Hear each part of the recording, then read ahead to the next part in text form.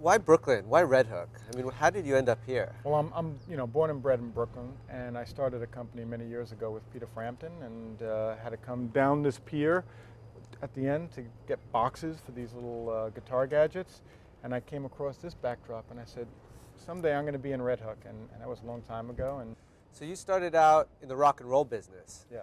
How did you end up going from hanging out with rock stars to becoming a winemaker and a wine distributor? Well, you drink a lot of wine in the rock and roll business, and there is a close correlation between the art or craft of music and the art or craft of wine. So it really is closely related. A lot of the rock and roll people are fans of wine, and I was a fan of wine, and it really was an easy kind of sidestep to get into the wine biz. So which rock stars are wine aficionados or wine geeks? Well, it's well known.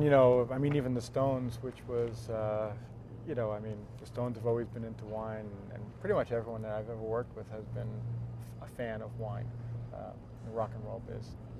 Tell us a little bit about Angel Share. I mean, you're 200 wines. I mean, that's a lot of wines to be representing. Yeah, I mean, it's really it's grown very slowly and organically. So I didn't set out to be a big distributor, and my biggest challenge today is to not become a big distributor. It's the easiest thing at this point would be growth, which is why I like to do projects like Red Hook Winery and open up in other states. But we really focus solely on small production, handcrafted wines. A lot of people talk about boutique wines and such, but we really that's our main focus. Tell us a little bit about Sandy. I mean, it seems you started here in 2008, right? So you were practically just getting your sea legs by the time that storm hit. I mean, how did that impact your business? Well, Sandy sucked, and it sucked for a lot of people, not just in this neighborhood, but all along the eastern seaboard. It was and continues to be a major challenge.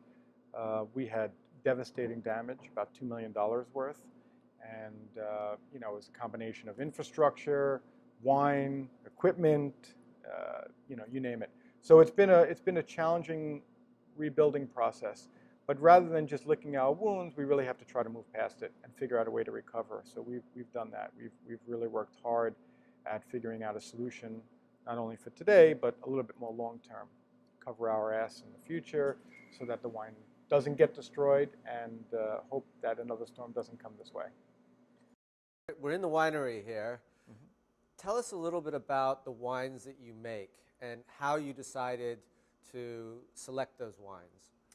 Well, we have a very broad selection of wines. Currently, we have 70 wines that are in bottle, and we have another, I would say, 40 that will be bottled very shortly. Christopher Nicholson, who's buzzing around here, is the director of all of the winemaking. We have two consulting winemakers, Abe Schoner and Bob Foley. And the way we decide to work with vineyards is to visit them, visit the growers, determine how closely we can work together, and get on the same page in terms of farming and harvest and all that. And then when the grapes come in, they're divided between the winemakers, and each winemaker gets to kind of put his signature on the wine stylistically. So the wines will be very different from Abe and Bob and Chris. However, that similarity between those three wines, we are hoping to define as the terroir of the region.